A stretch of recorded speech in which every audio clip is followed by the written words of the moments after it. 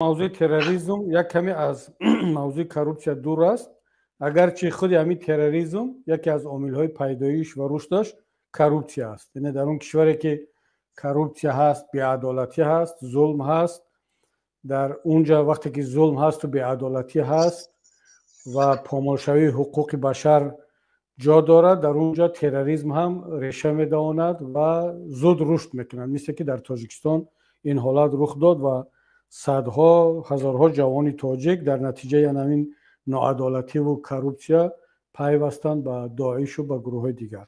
خب ببینید دوستی عزیز، تروریسم متاسفانه تا به امروز در سطح جهانی یک تعریف، یک فرموله معین رو پیدا نکرده است و حتی من در یکی از صحبت‌هایم یادم هست که به سازمان ملل پیشنهاد کرده بودم در یک مراجعتم که بالاخره سازمان ملل بیاید یک تعریفی یگانه از تروریسم را برای تمام جهان قبول کند، معرفی کند که تروریسم چیست، تروریست کیست و چگونه سازمان یا فرد را می شود تروریست اعلام کرد. تا روزی که این یک مفهوم یگانه شکل نگیرد در جهان، هر کس برای خودش یک کس را تروریست اعلان میکند، تعیین میکند.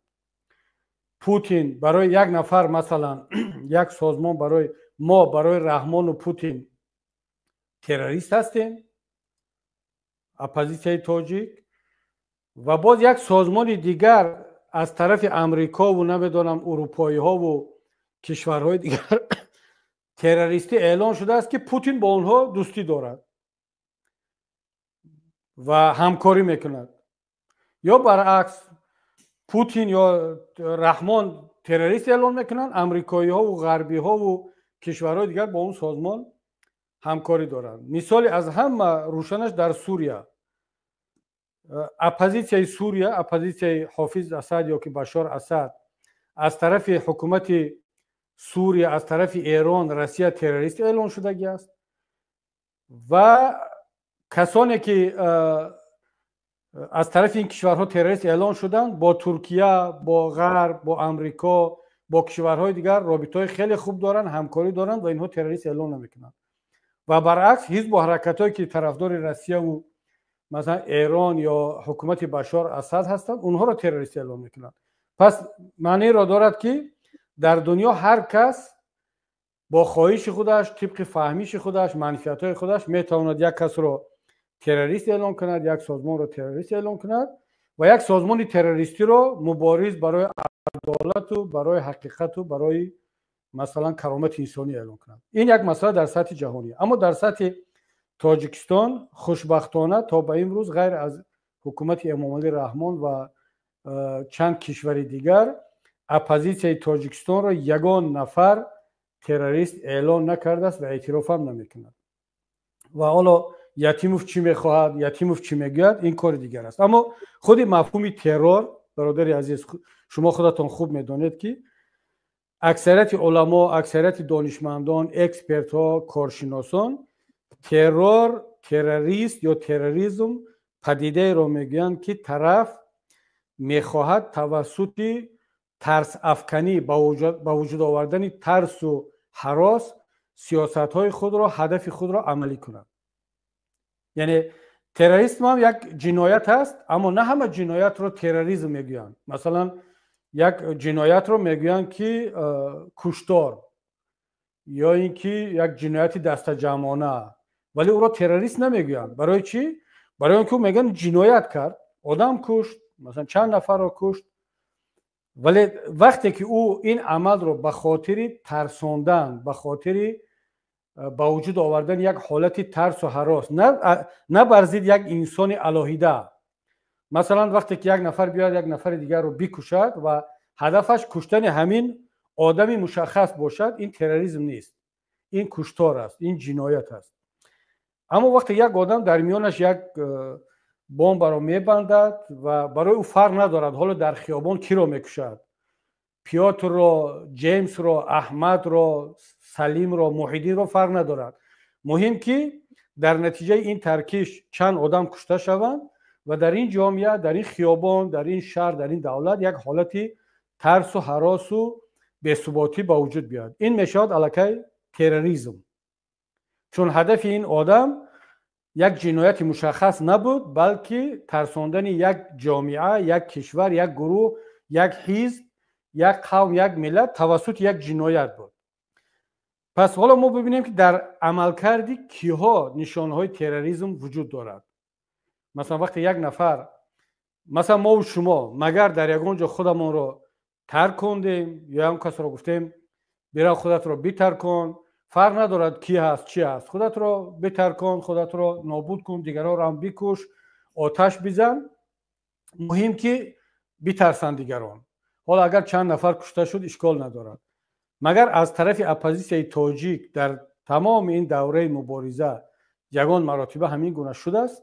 من یاد ندارم، نشده است. پس اپوزیسیون تاجیک حتی در صورتی هم که یگان نفرش دست به یگان جنایت زده باشد هم این معنی ندارد که یک عملی تروریستی کرده است. اما ببینیم از طرف دیگر در عملکرد حکومت جمهوری تاجیکستان، وقتی که حکومت فرق ندارد میآید انتخاباً چند نفر ملا، چند نفر روزنامه‌نگار، چند نفر تاجر یا نمایندگان یک محل را مثل که در بدخشان کرد یا نماینده یک حزب را نسبت آن یا جنایت صادر میکند، حبس میکند، میکشد یا نوارهای فسق و فجور و شانتاژ اینها را نوار میگیرد پخش میکند. هدفش چی است؟ من این چند نفر را این جنایت را انجام میدم، مثلا 4-5 روزنامه‌نگار را زندانی میکنم برای که تمام قشر روزنامه‌نگار بترسد، 4-5 تاجر را زندانی میکنم برای که همه تاجرها بترسند، 4-5 ملا را نوار برداری میکنم برای که همه ملاها بترسند. و بدخشان هجوم میکنن، مثلا اون چند نفر جوان رو میکشم، نابود میکنم برای که مردم بدخشان، مردم پامیر بترسند.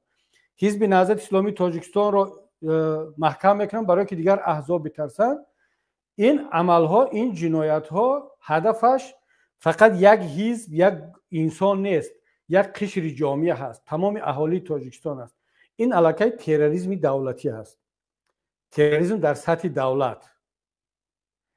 و وقتی که ما مفهوم تروریسم را شرح و تفسیر میکنیم باید که به عمل انسان و به نتیجه های آن بها داد، نه اینکه یک کس جنایت کرد خب هر کسی را که دلم میخواهد من تروریست اعلام کنم. این طور نیست.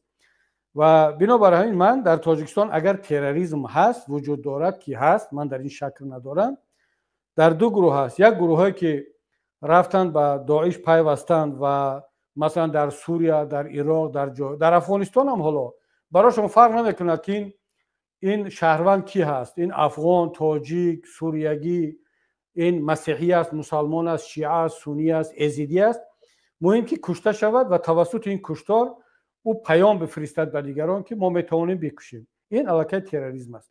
یا در عملکرد حکومت تاجیکستان من 100% نشانه‌های تروریسم را میبینم و این رو تمام کارشناسان میدونن. اما چون میگن که победитель всегда прав، چون وقتی که وایها قدرت دارند و کارشون به نتیجه میرسد و در تاجیکستان کسی نیست که عملکردهای آنها را بهای حقوقی بدهد، به دادگاه بکشد، امروز حکومت تاجیکستان هم خودش دست به تروریسم میزند و هم مخالفین خود را به تروریسم متهم میکند. اما روز فرا خواهد رسید که تمام این عملکردهای هم اپوزیسیا، هم حزب نهضت، هم ما و شما، هم حکومت تاجیکستان در ترازوی قانون گذاشته می شود.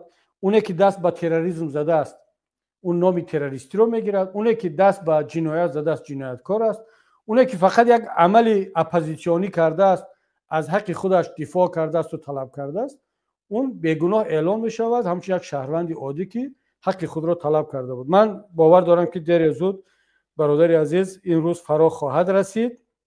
فقط از ما میماند که تلاش کنیم که این روز را نزدیکتر کنیم.